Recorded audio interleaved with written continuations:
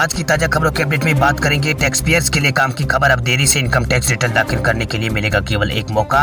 क्या है नया नियम, बताएंगे आपको इस अपडेट में। साथ ही यहाँ पर पीएम आवास योजना के तहत 31 मार्च तक खरीदे सस्ता घर, केंद्र सरकार दे रही है 2,77,000 की छूट। आखिर क्या है पूरी खबर, बताएंगे आपको इस अपडेट में। साथ ही यहाँ पर वाहन मालिकों के लिए जरूरी खबर है, कार बाइक रखना अब और होगा महंगा, नया टैक्स लगाने की तैयारी में है केंद्र सरकार। क्या है पूरी खबर, बताएंगे आपको इस अपडेट में। साथ ही यहाँ पर 31 मार्च तक निपटा ले ये 8 जरूरी काम, बाद में आपको पड़ सकता है पछताना। आखिर क्या है पूरी खबर, बताएंगे आपको इस अपडेट में। साथ ही यहाँ पर रेल यात्रियों के लिए एक खुशखबरी है। इसके अलावा बैंक खाता धारकों के लिए जरूरी खबर है। इसके अलावा ऑनलाइन गेम खेलने वाले लोगों के लिए एक जरूरी अलर्ट है। इस खबर को जानेंगे पूरे विस्तार से। साथ ही आज की तमाम बड़ी और काम की खबरों की बात करेंगे इस अपडेट में। बात करते हैं आज की पहली बड़ी खबर की। तब कार बाइक रखना पड़ेगा और महंगा, नया टैक्स लगाने की तैयारी में है केंद्र सरकार। भारत की सड़कों पर 15 साल से अधिक पुराने 4 करोड़ वाहन दौड़ रहे हैं। ये वाहन ग्रीन टैक्स के दायरे में आते हैं। पुराने वाहनों के मामले में कर्नाटक राज्य देश में सबसे आगे है। कर्नाटक में पुराने वाहनों की संख्या लगभग 70 लाख से ज्यादा है। वहीं सड़क परिवहन और राजमार्ग मंत्रालय ने देश भर में ऐसे वाहनों के आंकड़े को डिजिटल यहाँ पर किया है। हालांकि डाटा मौजूद नहीं होने के कारण कुछ राज्य इसमें छूट गए हैं, जैसे कि आंध्र प्रदेश, तेलंगाना और मध्य प्रदेश और लक्षद्वीप को इसमें शामिल नहीं किया गया है। केंद्र सरकार की ओर से राज्यों को पुराने वाहनों पर ग्रीन टैक्स लगाने के प्रस्ताव भेजा जा चुका है। जो आंकड़ों के मुताबिक 4 करोड़ से ज्यादा वाहन है, जिसमें 15 साल से ज्यादा पुराने वाहन है। इसमें 2 करोड़ वाहन तो 20 साल से भी ज्यादा पुराने हैं। वही मंत्रालय ने कहा है कि वाहनों का डिजिटल रिकॉर्ड CVW यहाँ पर CVD के आधार पर है। वही प्रदूषण फैलाने वाले पुराने वाहनों की लिस्ट में उत्तर प्रदेश दूसरे नंबर पर है। सूबे में ऐसे वाहनों की संख्या लगभग 56 लाख से ज्यादा है।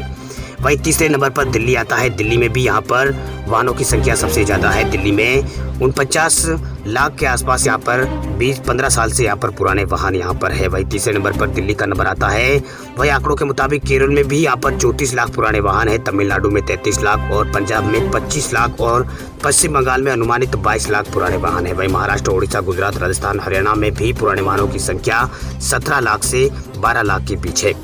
इसके अलावा झारखंड और उत्तराखंड, छत्तीसगढ़, हिमाचल प्रदेश, पांडिचेरी, बिहार और गोवा, त्रिपुरा और केंद्र शासित प्रदेश दादर नगर हवेली समेत दीमन दीव में भी ऐसी वाहनों की संख्या 1 लाख से यहाँ पर 5 लाख के बीच है। भाई सेंट्रल डाटा के मुताबिक बाकी राज्यों में ऐसे वाहनों की संख्या 1 लाख से कम है। सरकार पर्यावरण संरक्षण और प्रदूषण पर नियंत्रण के लिए पुराने वाहनों पर जल्द ही ग्रीन टैक्स लगाने की तैयारी मोदी सरकार कर रही है। चलिए बात करते हैं अगली बड़ी खबर की। तो गुजरात सरकार का बड़ा निर्णय, 1 अप्रैल से RT-PCR की नेगेटिव रिपोर्ट पर ही मिलेगी आपको गुजरात के अंदर एंट्री। देश भर में बढ़ रहे कोरोना संक्रमण के मामलों को देखते हुए गुजरात सरकार ने शनिवार को बड़ा निर्णय किया है। इसके तहत 1 अप्रैल या इसके बाद अगर आप गुजरात में आने की योजना बना रहे हैं तो आपको अपने साथ RT-PCR की नेगेटिव रिपोर्ट लाना अनिवार्य होगा, तभी आपको गुजरात के अंदर प्रवेश दिया जाएगा। वही रिपोर्ट भी यहाँ पर 72 घंटे पुरानी ही होनी चाहिए। वैसे अभी तक सिर्फ पड़ोसी राज्य महाराष्ट्र से गुजरात में आने वाले लोगों के लिए RT-PCR की नेगेटिव रिपोर्ट अनिवार्य थी, लेकिन महाराष्ट्र सहित पड़ोसी राज्य मध्य प्रदेश, राजस्थान और अन्य राज्यों से यहाँ पर जो भी लोग अगर गुजरात में यहाँ पर आ रहे हैं, उनको यहाँ पर गुजरात में आने से पहले जो कोरोना की RT-PCR जाँच है वो यहाँ पर उनको कराकर लानी होगी। वही शनिवार को इससे जुड़े एक आधिकारिक सूचना यहाँ पर सरकार ने जारी कर दी है। गुजरात के स्वास्थ्य एवं परिवार कल्याण विभाग के उप सचिव वनराज सिंह पटारिया की ओर से जारी की गई है। इस अधिसूचना में अन्य राज्यों से गुजरात में प्रवेश करने वाले सभी व्यक्तियों की स्क्रीनिंग को भी अनिवार्य करने की बात यहाँ पर कही गई है। बात करते हैं अगली बड़ी खबर की। तो टैक्स पेयर के लिए काम की खबर। अब देरी से इनकम टैक्स रिटर्न दाखिल करने के लिए मिलेगा केवल एक मौका। यदि आप टैक्स पेयर हैं तो आपके लिए एक जरूरी खबर है। सरकार ने देरी से इनकम टैक्स रिटर्न दाखिल करने के नियमों में बदलाव कर दिया है। नियमों के बाद अब टैक्स पेयर को देरी से इनकम टैक्स रिटर्न दाखिल करने के लिए केवल एक मौका मिलेगा। सरकार ने फाइनेंस बिल 2021 में संशोधन के जरिए ये बदलाव यहाँ पर किया है। ये नया नियम है जो 1 अप्रैल 2021 से लागू हो जाएगा। मौजूदा समय में टैक्स पेयर को देरी से इनकम टैक्स रिटर्न दाखिल करने के लिए 2 मौके मिलते हैं। वही असेसमेंट ईयर में मार्च के अंत तक रिटर्न दाखिल करने की फीस यहाँ पर नहीं लेता है, मतलब कोई फीस नहीं होती है। अगले वित्त वर्ष में दिसंबर के अंत तक रिटर्न दाखिल करने पर 5,000 रुपये लेट फीस देनी होती है, जबकि 10,000 रुपये लेट फीस के साथ अगले साल मार्च के अंत तक इनकम टैक्स रिटर्न दाखिल किया जा सकता है।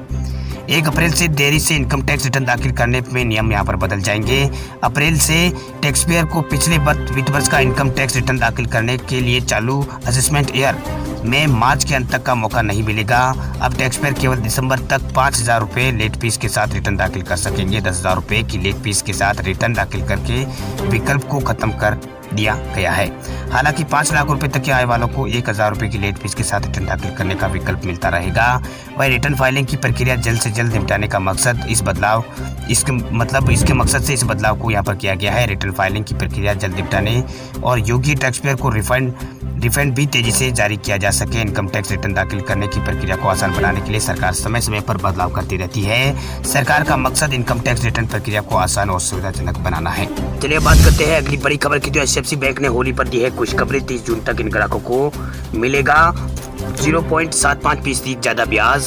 प्राइवेट सेक्टर के बैंक HDFC बैंक ने वरिष्ठ नागरिकों को लिए बड़ी खुशखबरी दी है। बैंक ने एक बार फिर स्पेशल FD स्कीम की तारीख को आगे बढ़ा दिया है। बैंक की ओर से वरिष्ठ नागरिकों के लिए एक स्पेशल FD स्कीम की सुविधा उपलब्ध कराई जाती है। बैंक सीनियर सिटीजन को इस स्कीम में उचित दरों पर यहाँ पर ब्याज देते हैं। आपको बता दें कि कोरोना महामारी में 18 मई 2020 को बैंक की ओर से ये सुविधा शुरू की गई थी, जिसको आगे बढ़ाकर 30 जून 2021 कर दिया गया। यानी ग्राहकों को 30 जून तक अब बढ़े हुए ब्याज का यहाँ पर फायदा मिलेगा। HDFC बैंक इन जमाओं पर 75 बेसिस पॉइंट ज्यादा ब्याज प्रदान करता है। अगर कोई वरिष्ठ नागरिक HDFC बैंक के सीनियर सिटीजन केयर FD के तहत पैसा जमा करता है तो FD पर लागू ब्याज दर 6.25% होगा। ये दरें 13 नवंबर 2020 से लागू है। चलिए बात करते हैं अगली बड़ी खबर की। तो पंजाब के 11 जिलों में लगा है नाइट कर्फ्यू। सरकार ने जारी की है नई गाइडलाइन। देश में कोरोना संक्रमण के मामले एक बार फिर तेजी से बढ़ने लगे हैं। वही कोरोना के बढ़ते मामलों को देखते हुए सरकारें लगातार सख्त हो गई है। वही देश के 12 राज्य सबसे ज्यादा कोरोना प्रभावित दिखाई दे रहे हैं, उनमें पंजाब भी शामिल है। पंजाब में तेजी से बढ़ते संक्रमण के मामलों को देखते हुए मुख्यमंत्री कैप्टन अमरिंदर सिंह ने एक और जहां 11 जिलों में नाइट कर्फ्यू लगा दिया है, वही नई कोरोना की गाइडलाइन भी जारी कर दी है। सरकार की ओर से जारी गाइडलाइन के मुताबिक 31 मार्च तक सभी शिक्षण संस्थान यहाँ पर बंद रखने का फैसला लिया गया है। साथ ही सिनेमा हॉल को केवल 50% की क्षमता के साथ ही खोलने की इजाजत दी गई है।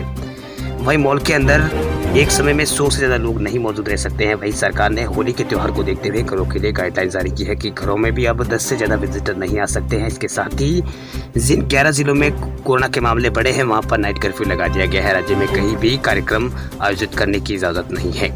पिछली बार की तरह इस साल भी यहाँ पर शादी और संस्कार के समय 20 से ज्यादा लोगों को मौजूदगी पर प्रतिबंध लगा दिया गया है। मुख्यमंत्री कैप्टन अमरिंदर सिंह ने लोगों से अपील की है कि लोगों को कोरोना का प्रोटोकॉल का पालन करना होगा।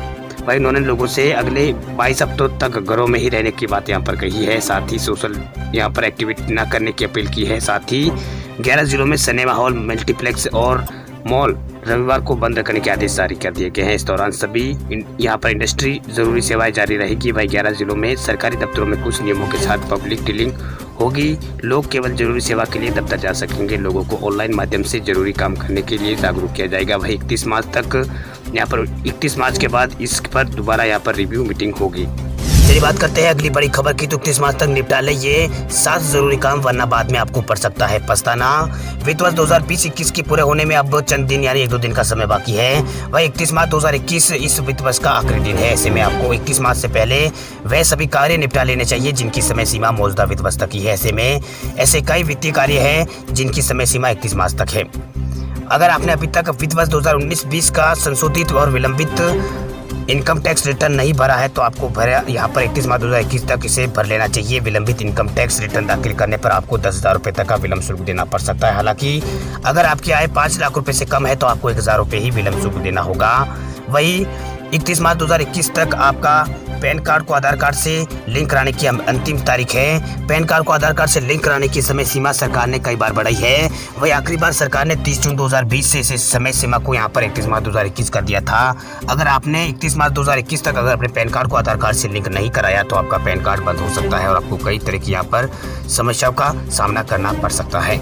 वही सरकार ने 26 फरवरी 2021 को एक नोटिफिकेशन के जरिए विवाद समाधान से जुड़ी स्कीम विवाद से विश्वास स्कीम है, इसके तहत घोषणा पत्र दाखिल करने की समय सीमा को बढ़ाकर 31 मार्च कर दिया था। ये पहले समय सीमा 28 फरवरी 2021 थी, अब इसे आगे बढ़ा दिया गया है। इसलिए विवाद से विश्वास स्कीम की भी अंतिम तारीख 31 मार्च रखी गई है। वही 31 मार्च 2021 से LTC कैश वाउचर की स्कीम से जुड़ी भी एक बड़ी खबर है। LTC कैश वाउचर स्कीम के तहत टैक्स का लाभ उठाने के लिए सही फॉर्मेट में 31 मार्च 2021 तक बिल जमा कराना अनिवार्य होता है। इसमें जीएसटी की राशि और नंबर का होना जरूरी होता है। केंद्र सरकार ने अक्टूबर 2020 को इस स्कीम की घोषणा की थी। इसका लक्ष्य मांग में वृद्धि को प्रोत्साहित करना और कर्मचारियों के एलटीसी अमाउंट को क्लेम करने का ऑप्शन यहाँ पर देना था, जिससे कर्मचारी ने अभी तक यहाँ पर क्लेम नहीं कर पाए हैं। बाद में स्कीम का दायरा बढ़ाकर केंद्र सरकार ने इसको यहाँ पर बढ़ाया था। 31 मार्च की लास्ट तारीख है। इसके अलावा यहाँ पर emergency credit line guarantee scheme की भी अंतिम तारीख यहाँ पर 31 मार्च 2021 है। केंद्र सरकार ने आत्मनिर्भर भारत पैकेज का ऐलान करते समय emergency credit line guarantee scheme की घोषणा की थी। इस स्कीम के तहत सरकार ने कारोबारियों को, खासकर छोटे कारोबारियों को कोविड-19 मुश्किल के समय में बिना गारंटी के लोन सुविधा उपलब्ध कराई थी। इस स्कीम को ओवल करने की जो समय सीमा है वो 31 मार्च 2021 है। वहीं अगर आप प्रधानमंत्री आवास योजना के तहत क्रेडिट लिंक्ड सब्सिडी स्कीम का अगर लाभ हासिल करना चाहते हैं तो इसकी भी अंतिम तारीख 31 मार्च 2021 है। इसके अलावा स्पेशल फेस्टिव एडवांस स्कीम लेने की भी अंतिम तारीख 31 मार्च है। सरकारी कर्मचारी 31 मार्च 2021 तक ब्याज मुक्त 10,000 रुपये तक का विशेष एडवांस प्राप्त कर सकते हैं। सरकार ने एलटीसी कैश वाउचर स्कीम के साथ अक्टूबर 2020 में इस स्कीम की घोषणा की थी। सरकारी कर्मचारी अगर ये एडवांस लेते हैं तो अधिकतम 10 किस्तों में इसे वापस लौटा सकते हैं। चलिए बात करते हैं अगली बड़ी खबर की। तो राजस्थान में होली और शब-ए बारात पर सार्वजनिक स्थलों पर हो सकेंगे कार्यक्रम। राजस्थान में होली और शब-ए बारात के मौके पर 28 और 29 मार्च से शाम को 4 बजे से रात 10 बजे तक सार्वजनिक स्थानों पर कार्यक्रम आयोजित हो सकेंगे। राज्य सरकार ने इस बारे में संशोधित दिशा निर्देश यहाँ पर जारी कर दिए हैं। गृह विभाग द्वारा जारी संशोधित दिशा निर्देशों के अनुसार 28 और 29 मार्च को शाम 4 बजे यहाँ पर रात्रि 10 बजे तक सार्वजनिक स्थानों पर आयोजनों की अनुमति होगी, जिसमें अधिकतम 50 व्यक्ति भाग ले सकेंगे। उल्लेखनीय है कि राजस्थान में बढ़ते कोरोना वायरस संक्रमण के मद्देनजर राज्य सरकार ने 24 मार्च को एक आदेश जारी कर होली और शब-ए बारात पर होने वाले सार्वजनिक कार्यक्रमों पर रोक लगा दी थी। वहीं मुख्यमंत्री अशोक गहलोत ने कल कहा था कि कोरोना वायरस को लेकर जनता लापरवाही बरत रही है। हालातों से निपटने के लिए सरकार को सख्त कदम उठाने पड़ेंगे। हालांकि सीएम गहलोत ने कहा है कि अभी लॉकडाउन के ही यहाँ पर अभी बिना लॉकडाउन के ही ये सख्ती बरती जाएगी। शनिवार को मतलब राजस्थान के जो चिकित्सा विभाग है उनके और शिक्षा विभाग के कार्यक्रम को संबोधित करते हुए मुख्यमंत्री अशोक गहलोत ने कहा है कि पिछले साल 18 मार्च को कोरोना के 14 केस थे, जबकि इस बार 18 मार्च को 327 केस यहाँ पर सामने आ रहे हैं। देश में कई राज्यों में हालत खराब है, नए स्ट्रेन यहाँ पर सामने आ रहे हैं। वहीं मुख्यमंत्री अशोक गहलोत ने कहा है कि जनता लापरवाह हो गई है, जिसकी यहाँ पर इजाज़त नहीं दी जा सकती है। उन्होंने कहा है कि हम बिना लॉकडाउन के बहुत सख्ती हमें करनी पड़ेगी। उन्होंने कहा है कि कोरोना को रोकने के लिए राज्य सरकार पहले की तरह यहाँ पर तैयारी कर रही है। फैलने से पहले कोरोना को रोकना जरूरी है। सीएम गहलोत ने कहा है कि जनता को इसमें सरकार का साथ देना होगा।